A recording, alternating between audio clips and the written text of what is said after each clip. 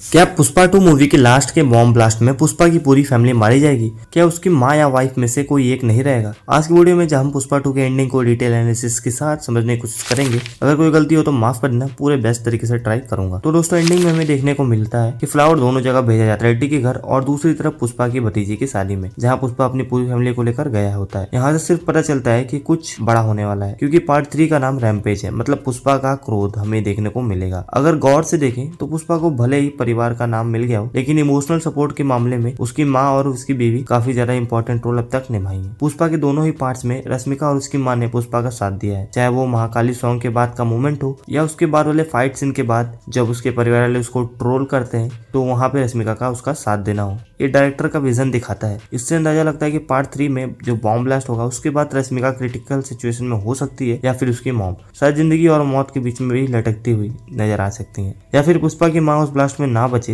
हो सकता है पूरी फैमिली को छोटी मोटी चोट लगे और रश्मिका एकदम सीरियस कंडीशन में हो। ये सब कहानी को और इंटेंस बनाती है और पुष्पा 3 की स्टोरी को एक नया आर्क यहाँ से बूस्ट प्रोवाइड करता है। तो अगर नहीं कनेक्ट हुआ तो रुको भी कनेक्ट कराता हूँ। अब बात करते हैं टीजर की। तो वेयर इज पुष्पा वाला मूवमेंट हमें उसकी जेल से भागने की कहानी दिखाती है। मतलब जो टीजर आया था कुछ साल पहले, जिसमें हमें पुष्पा जेल से भागा हुआ दिखाई दिया था, लेकिन उसकी फैमिली का क्या, उनकी सिचुएशन के बारे में कुछ नहीं दिखाया गया। अगर हम एक डार्क एंगल से सोचते हैं, हो सकता है कि जो ब्लास्ट हुआ उसमें ज्यादातर लोग मारे जाएं और पुष्पा खुद भी घायल हो जाए, इस वजह से वो कुछ ना कर पाए, और जब वो ठीक हो और बदला लेने की कोशिश, फिर वो दुश्मनों द्वारा पकड़ा के जेल में भेज दिया जाए। यहाँ से पुष्पा की स्ट्रगल को एक्सप्लोर किया जा सकता है। पुष्पा पार्ट 2 में एक बार भी सॉलिड तरीके से नहीं हारा है, और इसलिए पार्ट 3 में उसका इंटरनल और एक्सटर्नल स्ट्रगल दिखने लायक होगा। पुष्पा के टीजर में हमें दिखाया गया था कि उसको यार 8 गोलियां लगी थी और 8 गोलियां खाने के बाद भी वो जिंदा था, लेकिन असली मूवी में इसका इम्पैक्ट और स्टोरी रिवील होगा। डायरेक्टर ने पार्ट 3 के लिए काफी सवाल छोड़े हैं जो फैंस के इंटरेस्ट और हाइप को नेक्स्ट लेवल तक ले जाते हैं। जब पुष्पा 2 बाहुबली 2 ये कलेक्शन को टक्कर दे रही है, तो सोचिए पुष्पा 3 इतने सारे सवाल के साथ क्या करेगी।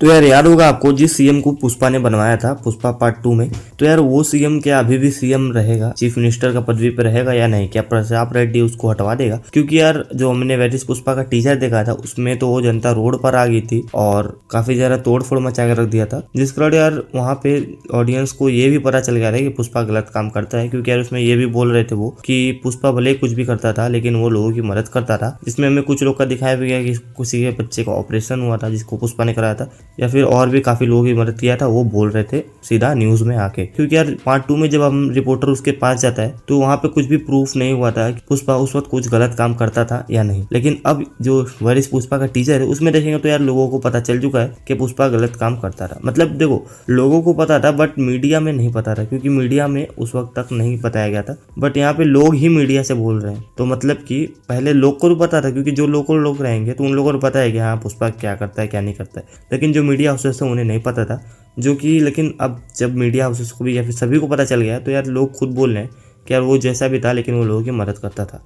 और रही बात सीएम की, तो चीफ मिनिस्टर यार हो सकता है शायद चेंज हो जाए, वो भी ना बचे, या फिर यार उसे भी फंसा दिया जाए। पुष्पा ने उसको चीफ मिनिस्टर बनाया, हो सके वो बात ना माने और उल्टा पुष्पा को फंसाने की जगह वो लोग ही बात ना माने प्रताप रेड्डी की, तो देन उसके बाद प्रताप रेड्डी उसको भी मार सकता है। तो पार्ट 3 में हमें बहुत कुछ देखने को मिल सकता है और पार्ट 3 काफी ज्यादा इंटेंस लेके आए। अब ये एक और थ्योरी समझते हैं। अगर हम जापान वाला सीन को इससे जोड़े तो हो सकता है पुष्पा ब्लास्ट का बदला लेने के बाद जापान जाए और वापस लौट कर देखे कि उसकी दुनिया तहस नहस हो चुकी है, तो उसकी फैमिली को उसके सामने एक मोहरा बनाकर उसे अरेस्ट कर लिया जाए। यहाँ पुष्पा के स्ट्रगल और इंटेंस रिवेंज स्टोरी भी इम्पैक्टफुल हो सकती है, और ये भी एक सेंस बनाता है कि उसके बाद पुष्पा हमें पकड़ा जाता हुआ देखे। तो यहाँ पे मैंने आपको कई सारे एंगल से बता दिया है, एक तरह से नहीं, पूरी 2-3 तरीके से स्टोरी घूमते हुए दिखा दी है। हम बात करते हैं ब्लास्ट कौन करवाता है। जो लास्ट में हमें ब्लास्ट देखने को मिला, तो यार पहले बात तो बता दूं, मुझे शेखावत तो बिल्कुल नहीं लगता है, क्योंकि भले उसका हाथ जला हुआ दिखाया लेकिन फिर भी अभी हमें शेखावत को